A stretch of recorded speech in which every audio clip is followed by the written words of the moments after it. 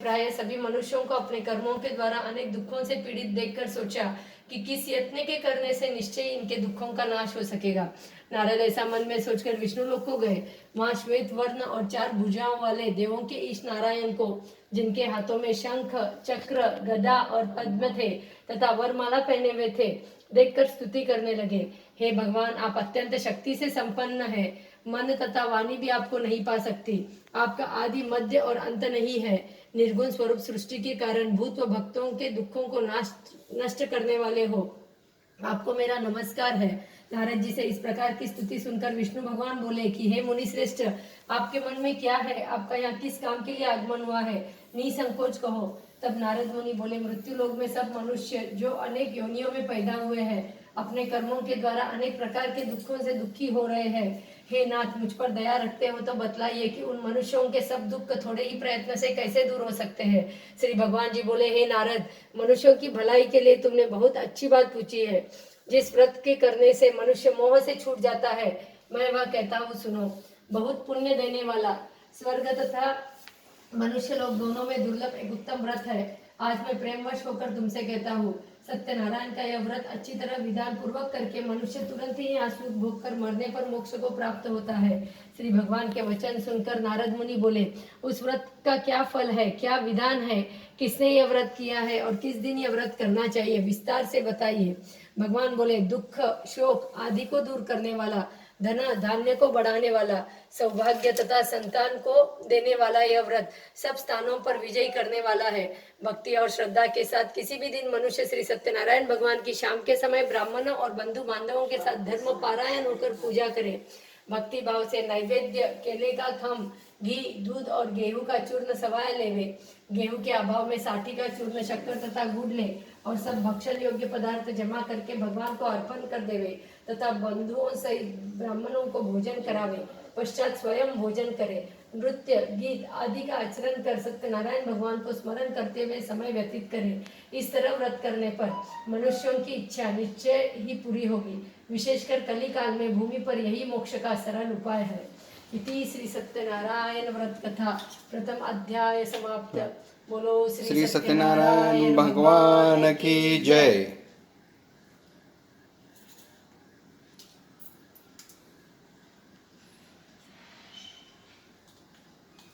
बेचैन हुआ नित्य पृथ्वी पर घूमता था। ब्राह्मणों से प्रेम करने वाले भगवान ने ब्राह्मण को दुखी देखकर बूढ़े ब्राह्मण का रूप धरकर उसके पास जा आदर के साथ पूछा, हे विप्र, नित्य दुखी हुआ पृथ्वी पर क्यों घूमता है? हे श्रेष्ठ ब्राह्मण, यह सब मुझसे कहो, मैं सुनना चाहता हूँ। ब्राह्मण बोला, मैं बहुत निर्धन ब्राह्मण हूँ, भिक्षा के लिए पृथ्वी पर फिरता हूँ। हे भगवान, यदि आप इसका उपाय जानते हो तो कृपा कर कहो। वृद्ध ब्राह्मण बोला कि सत्यनारायण भगवान मनवांछित फल को देने वाले हैं, इसलिए हे ब्राह्मण, तू उनका पूजन कर, जिसके करने से मनुष्य सब दुखों से मुक्ति होता है। ब्राह्मण को व्रत का सारा विधान बतलाकर बूढ़े ब्राह्मण का रूप धारण करने वाले सत्यनारायण भगवान को अवश्य करूंगा, यह निश्चय करने पर उस ब्राह्मण को नींद भी नहीं आई। लेकर भिक्षा के लिए चला। उस दिन उसको भिक्षा में बहुत सा धन मिला, जिससे बंधु बांधवों के साथ उसने सत्यनारायण का व्रत किया। उसके करने से वह ब्राह्मण सब दुखों से छूटकर अनेक प्रकार की संपत्तियों से युक्त हुआ। उस समय से वह ब्राह्मण हर मास व्रत करने लगा। इस तरह सत्यनारायण भगवान के व्रत को जो करेगा सब पापों से छूटकर मोक्ष को प्राप्त होगा। आगे जो पृथ्वी पर सत्यनारायण का व्रत करेगा वह मनुष्य सब दुखों से छूट जाएगा। इस तरह नारद जी ने सत्यनारायण का कहा हुआ यह व्रत तुमसे कहा। हे विप्र, अब मैं और क्या कहूँ? ऋषि बोले, हे मुनीश्वर, संसार में इस ब्राह्मण से सुनकर किस किस ने इस व्रत को किया है, हम सब सुनना चाहते हैं। इसके लिए हमारे मन में श्रद्धा है। सूत जी बोले, हे मुनियों, जिसने व्रत को किया है वह सब सुनो। एक समय वह ब्राह्मण धन और ऐश्वर्य के अनुसार बंधु बांधवों के साथ व्रत को करने को तैयार हुआ। उसी समय एक लकड़ी बेचने वाला बूढ़ा आदमी आया और बाहर लकड़ियों को रखकर ब्राह्मण के मकान में गया। प्यास से दुखी लकड़हारा उनको व्रत करते देखकर ब्राह्मण को नमस्कार करके पूछने लगा कि आप यह क्या कर रहे हैं और इसके करने से क्या फल मिलता है, कृपा करके मुझसे कहो। ब्राह्मण ने कहा, सब मनोकामनाओं को पूरा करने वाला सत्यनारायण भगवान का व्रत है। इसकी कृपा से मेरे यहाँ धन धान्य आदि की वृद्धि हुई है। ब्राह्मण से व्रत के बारे में जानकर लकड़हारा बहुत प्रसन्न हुआ। चरणामृत ले और प्रसाद खाने के बाद अपने घर को आया। लकड़हारे ने मन में इस प्रकार का संकल्प किया कि आज ग्राम में लकड़ी बेचने से जो धन मिलेगा उसी से सत्यनारायण देव का उत्तम व्रत करूंगा। यह मन में विचार कर बूढ़ा लकड़हारा लकड़ियां अपने सिर पर रखकर जिस नगर में धनवान लोग रहते हैं ऐसे सुंदर नगर में गया। उस दिन वहाँ बूढ़े को उन लकड़ियों का दाम पहले दिनों से चौगुना मिला। तब वह बूढ़ा लकड़हारा दाम ले और अति प्रसन्न होकर पक्के केले की फली, शक्कर, घी, दुग्ध दही और गेहूं का चूर्ण इत्यादि सत्यनारायण भगवान के व्रत की कुल सामग्रियों को लेकर अपने घर गया। फिर उसने अपने भाइयों को बुलाकर विधि के साथ भगवान जी का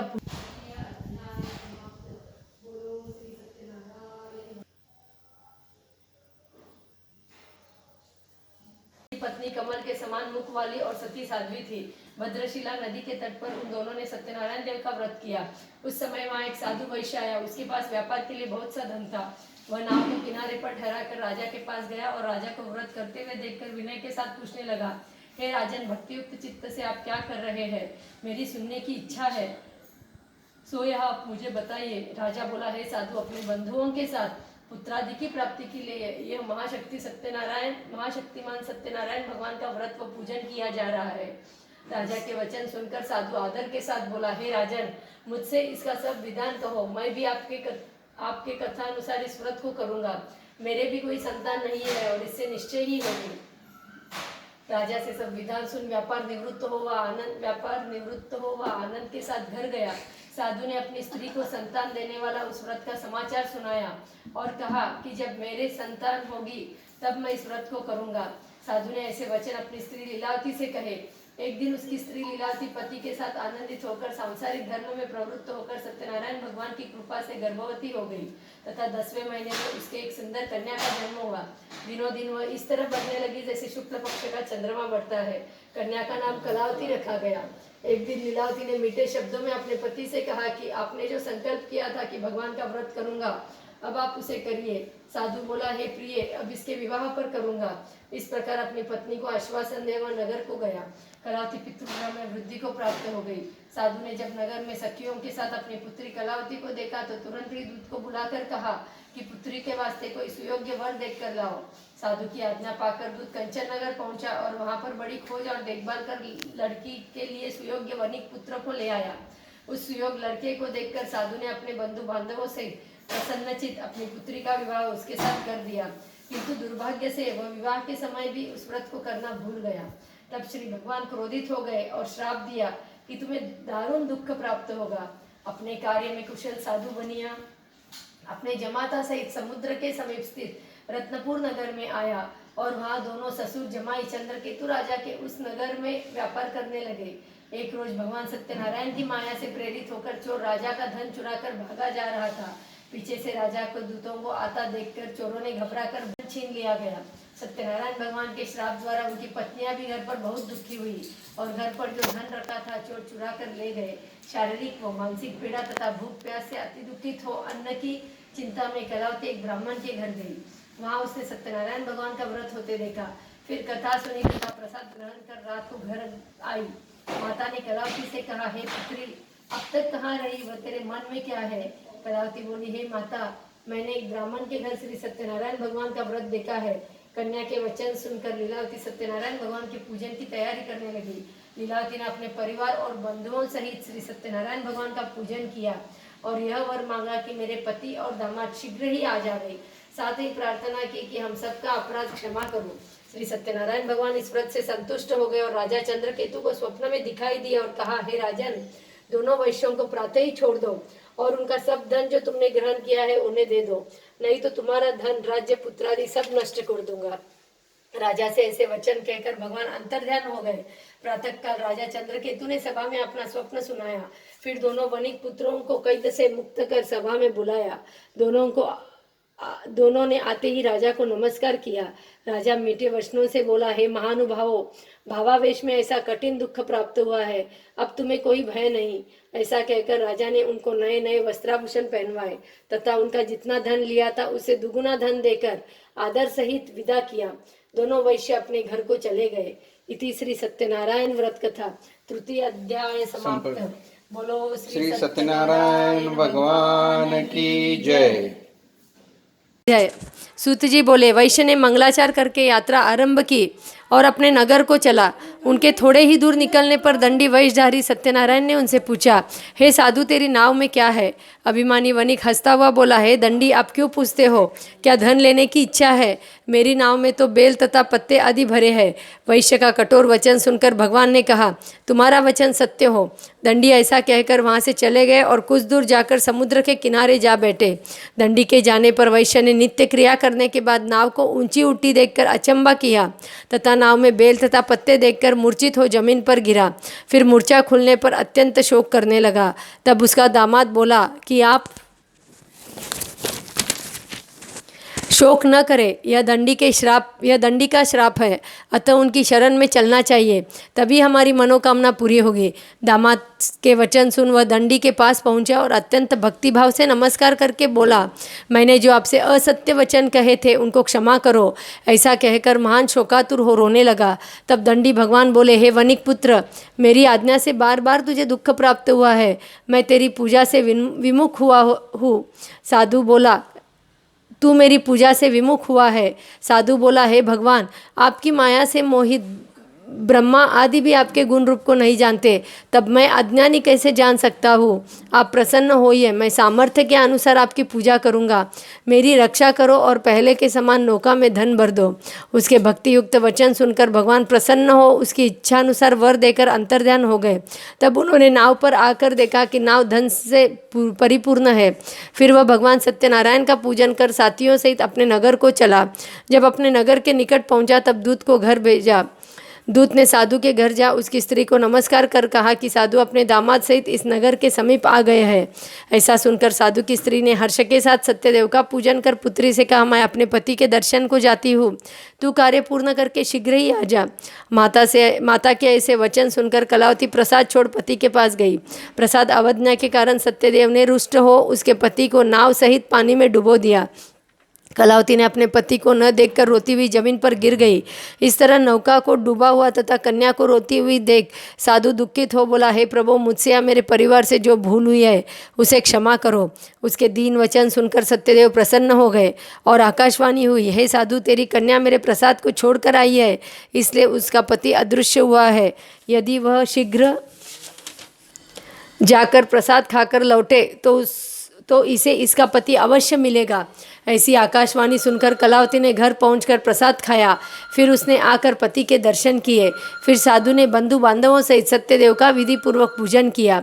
उस दिन से वह हर पूर्णिमा को सत्यनारायण भगवान का पूजन करने लगा। फिर इस लोक को सुख भोग कर अंत में स्वर्ग लोक को गया। इति श्री सत्यनारायण व्रत कथा चतुर्थ अध्याय समाप्त। बोलो श्री सत्यनारायण भगवान की जय। मैं और भी कथा कहता हूँ, सुनो। प्रजापालन में लून तुंगध्वज नाम का एक राजा था। उसने भी भगवान का प्रसाद त्याग कर बहुत दुख पाया। एक समय वन में जाकर वन्य पशुओं को मार बड़ के पेड़ के नीचे आया। वहाँ उसने ग्वालों को भक्तिभाव से बांधवों सहित सत्यनारायण का पूजन करते देखा। राजा देखकर भी अभिमानवश नहीं गया और न ही नमस्कार किया। जब ग्वालों ने भगवान का प्रसाद उसके सामने रखा तो वह प्रसाद त्याग कर अपनी सुंदर नगरी को चला गया। वहाँ उसने अपना सब कुछ नष्ट पाया तो वह जान गया कि यह सब कुछ भगवान ने किया है। तब वह विश्वास कर ग्वालों के समीप गया और विधि पूर्वक पूजन कर प्रसाद खाया तो सत्यदेव की कृपा से पहले जैसा फिर हो गया। फिर दीर्घ काल तक सुख भोग कर मरने पर स्वर्गलोक को गया। जो मनुष्य इस परम दुर्लभ व्रत को करेगा, भगवान की कृपा से उसे धन धान्य की प्राप्त होगी। निर्धन धनी और बंदी बंधन से मुक्त होकर निर्भय हो जाएगा। संतानहीन को संतान प्राप्त होगी तथा सब मनोरथ पूर्ण होकर अंत में वैकुंठ धाम जाएगा। जिन्होंने पहले इस व्रत को किया है उनके दूसरे जन्म की कथा कहता हूँ, सुनो। वृद्ध शतानंद ब्राह्मण ने सुदामा का जन्म लेकर मोक्ष पाया। उल्कामुख नाम का राजा दशरथ होकर वैकुंठ को प्राप्त हुआ। साधु नाम के वैश्य ने मोरध्वज बनकर अपने पुत्र को आरे से चीरकर मोक्ष को प्राप्त किया। महाराजा तुंगध्वज ने स्वयंभू होकर भगवान में भक्ति युक्त हो कर्म कर मोक्ष प्राप्त किया। इति श्री सत्यनारायण व्रत कथा पंचमो अध्याय समाप्त। बोलो श्री सत्यनारायण भगवान की जय।